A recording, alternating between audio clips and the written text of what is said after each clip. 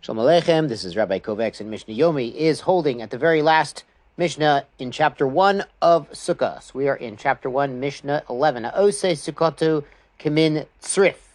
Somebody makes his Sukkah like a tzrif. Now a tzrif is what we call in America like a teepee. It has sloping sides, so the sides and the roof are really the same unit. Now you could also make it kind of like a two sections of schach that are leaning up against each other to form an upside down V. It's the same thing.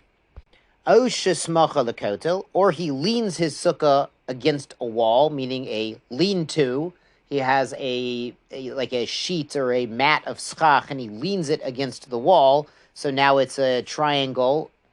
So what's the din here? Rabbi Eliezer posel. So the girsa we have is that Rabbi Eliezer holds this is not a good sukkah. Mipnei she'ein la gog. There's no actual gog. There's no roof here. You're supposed to have the schach on the roof. And here, the roof and the walls are the same unit. The Chachamim machsherim, but the Chachamim say this is kosher. Now, you should know in the Gemara, they actually ask a kasha on this. How could it be that Rabbi Eliezer, because they bring a teaching that the halacha is that it's puzzle, it doesn't work. And then they ask a question, how could it be that Rabbi Eliezer, who's one sage, we paskan like him against the sages, and also Rabbi Eliezer has sort of a unique characteristic. There's a famous story in Bav Metzia 59b in the Gemara called Tanur Shel Achnoi about the special oven that Rabbi Eliezer was debating with the sages over. Rabbi Eliezer kept insisting that the halacha was like him, that he had a mesorah, and the other sages voted against him, and then there were miraculous proofs were brought for the kavod of Rabbi Eliezer. But finally Rabbi Yeshua said, Lo b'shamayim he.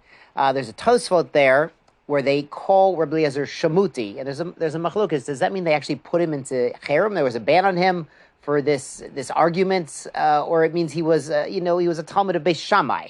Shamuti as in Shammai also. But in any event, it would be very rare to paskin like a yachid, like an individual against the rabbim. So the Gemara does flip around the girsa here. Now the Mishnah here continues, Machatzelet kanim gedola, a large mat of reeds, a l'shchiva, if one made it for lying down upon, to be using as a bed. Mekabelet tuma ve'ein misachin ba. So it's a kli. It's made as sort of a mattress, even though it's really made out of flat pieces of wood or bamboo that's been, sewn together or tied together with fishing line or whatever they use. So because it's made for lying on, it's a kli, it's makabel tuma, and it's not schach. L'sikuch, if these mats were made for the purpose of covering and shade, they were made for schach. Misachin ba, you can use it as schach in your sukkah, ve'enim makablet tuma. And it's not a kli, it does not accept ritual contamination. Now, Rabbi Eliezer omer, achad katana v'gadola. So it doesn't matter whether these mats are large or small. Asol l'shchiva, if he made it for the purpose of laying down upon, mekabelet tuma ve'ein misachin ba. It's a kli, it's makabel tuma, you can't use it as schach. L'sikuch, it was made purposely for shade, for schach, misachin ba, eina makabel tuma. And it's not a kli, it's not makabel tuma. So the chiluk here is the Tanakama said a large mat is usually made for shchiva, for lying down. It's a kli, and it's not schach, where Rabbi Eliezer says it doesn't matter the size, it matters the intention.